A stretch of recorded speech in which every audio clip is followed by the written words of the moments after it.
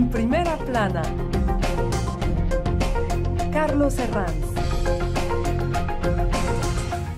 Bienvenidos en Primera Plana, un programa de Radio Francia Internacional y de France 24 en el que analizamos diversos aspectos de la actualidad de la semana. Una semana que ha concluido con una cumbre en Bruselas en la que los jefes de Estado y Gobierno han hablado mucho del rumbo del Brexit, del divorcio del Reino Unido del bloque de los 27 de la Unión Europea. De ello vamos a hablar hoy en Primera Plana. Lo hacemos con Antonio Rodríguez, periodista económico de la agencia France Press. Bienvenido, Antonio. Hola, ¿qué tal? Y lo hacemos también con Ricardo Abdalá, corresponsal aquí en París del Espectador de Colombia. Ricardo, bienvenido. Hola, ¿qué tal? El Brexit es tema hoy a debate en Primera Plana. Bueno, pues ya han arrancado la segunda fase de las negociaciones del Brexit en esa cumbre de Bruselas. Conocemos ya varios detalles de lo que ha sido la primera parte de esas negociaciones. Sabemos que la factura, el coste, va a estar en torno a los 45.000 millones de euros. Reino Unido se comprometería a renunciar a restaurar la frontera con Irlanda y además a garantizar los derechos de los trabajadores europeos en el Reino Unido. Vamos a ver cómo ha ido analizando las diferentes portadas de la prensa el rumbo que tienen este Brexit, que será efectivo, recordemos, en marzo de 2019. Empecemos con la prensa británica, por ejemplo, el diario Daily Telegraph, que ha titulado esta semana épicamente "El precio de la libertad", explicando las condiciones de este primer acuerdo. También el The Herald aporta un dato muy interesante en una de las portadas de esta semana. El Brexit costará a cada hogar británico 1.400 libras, lo que viene a ser $1.900 a cada hogar británico. Mirando las cosas desde el lado europeo, el diario La Razón en España ha titulado "Acuerdo para un Brexit suave", en la tesis de que finalmente se está imponiendo la línea negociada, digamos, a la de un divorcio duro. Le pregunto, Antonio, ¿en qué momento nos encontramos en la actualidad en esas negociaciones del Brexit? Bueno, estamos en una fase clave. Hemos iniciado un Brexit suave. Ahora vamos a entrar en una situación de negociaciones muy concretas, muy difíciles, con muchas noches de negociaciones muy largas en las que van a tener que ponerse de acuerdo en los detalles. Y eso va a ser muy complicado. Se habla de la factura del Brexit. Los ingleses, los británicos, la estiman en unos 40.000 millones, los europeos piden 60.000 millones. Entonces ahí hay un margen de 20.000 millones, que casi no es nada, y entonces ahí van a tener que ponerse de acuerdo. Es un periodo muy complicado el que se abre ahora, pero los mercados están un poco más tranquilos porque el Brexit parece que va a ser más suave de lo que se esperaba. Parece que sí que va a existir una negociación en buenos términos entre Londres y Bruselas. Ambas partes han alcanzado, como les decíamos, un acuerdo crucial en un tema históricamente sensible, y es que Reino Unido se comprometería a no restablecer las fronteras con Irlanda. Ricardo, ¿por qué es tan sensible la cuestión de la frontera irlandesa? Es sensible porque simbólicamente representa el fin de la violencia y del conflicto entre Irlanda del Norte e Irlanda del Sur, y porque es vital para la economía de las ciudades a lo largo de esa frontera, que son ciudades pequeñas, pueblitos que viven realmente del tráfico que pasa. Estamos hablando de 10 millones de vehículos que circulan libremente y que obviamente dejarían de hacerlo si se restablece una frontera dura. Al mismo tiempo hay en Irlanda del Norte, en Irlanda del Sur, partidarios de una frontera dura, sobre todo para que quede claro que hay una separación con la Unión, es decir, que realmente el Brexit tuvo lugar. Y ese va a ser el problema, porque si bien las negociaciones avanzan en Bruselas, no avanzan tan rápido al interior del Reino Unido. Esta semana vimos que el Parlamento británico tendrá que validar los acuerdos una vez que se llegue a un acuerdo. Si no les gusta, tendrán que renegociar, y puede ser un ciclo que al final obligue al Brexit duro que estamos teniendo. Un revés que se llevó la primera ministra británica, Theresa May, cuando vio a parte de la bancada conservadora votar junto a la oposición para que finalmente se produjera esa derrota de Theresa May en el Parlamento británico, algo que hemos visto esta semana. Parece que incluso dentro del gobierno británico hay diferentes sensibilidades entre lo que viene a ser un Brexit duro y un Brexit blando. Claro, es que la negociación puede ser más difícil para Theresa May al interior de su propio gobierno que con la Unión Europea, porque la Unión Europea está de acuerdo en los términos generales y al interior, en su mismo partido, hay divisiones muy evidentes entre, como tú lo dices, qué es un Brexit duro, qué es un Brexit suave. Ujú. El otro tema sensible son los derechos de los trabajadores europeos en el Reino Unido. Parece finalmente, Antonio, que sí que podrían mantener esos derechos. No sé si al final va a haber casos complicados, si va a ser un tema que se lleve a buen puerto. Bueno, eso es un tema de los más complicados para la Unión Europea, porque uno de los motivos del Brexit, que tuvo mucha influencia en la opinión pública británica, eran los trabajadores de los países del este que llegaban a Gran Bretaña sin pasar ningún control y que se instalaban allá. Entonces, ese tema, aunque el principio... que de acuerdo que tuvimos el otro día, parece que encamina bastante positivamente el acuerdo.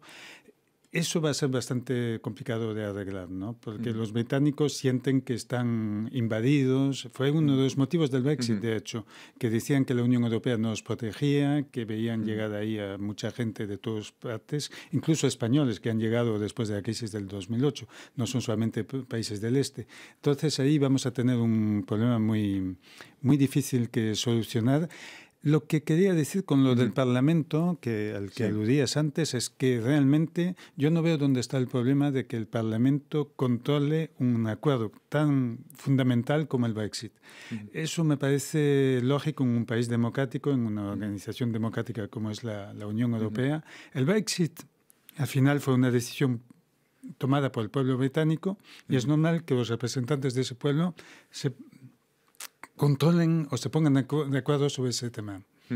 Y a partir de ahora se inicia, digamos, lo que se llama una segunda fase en las negociaciones, una fase que entraríamos en la negociación más comercial de lo que serán las relaciones futuras entre Europa y Reino Unido.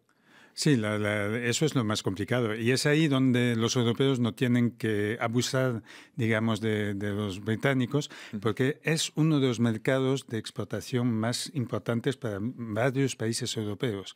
O sea, si les va mal en el Brexit a los ingleses o a los británicos en general, nos va a ir mal en el resto de Europa también. Entonces, hay que tener en cuenta ese aspecto de la relación comercial con Gran Bretaña. Hay que tomar en cuenta también que los británicos van a tener una moneda que va a bajar y que va a perder valor y que no van a poder comprar tantos productos importados como antes, y eso va a ser complicado también para los países europeos. O sea, no hay que castigar a los británicos por el voto que han hecho, hay que entenderse con ellos para que nadie salga perdiendo, porque si sale perdiendo Gran Bretaña, salimos perdiendo todos. ¿Por qué Reino Unido presionaba para empezar a negociar lo antes posible su futura relación con la Unión Europea? Es decir, es una pregunta que muchos telespectadores se pueden hacer. ¿Por qué los mismos que han querido irse tenían tanta prisa por negociar su estatus futuro? Pues querían salvar esas relaciones comerciales, ¿no?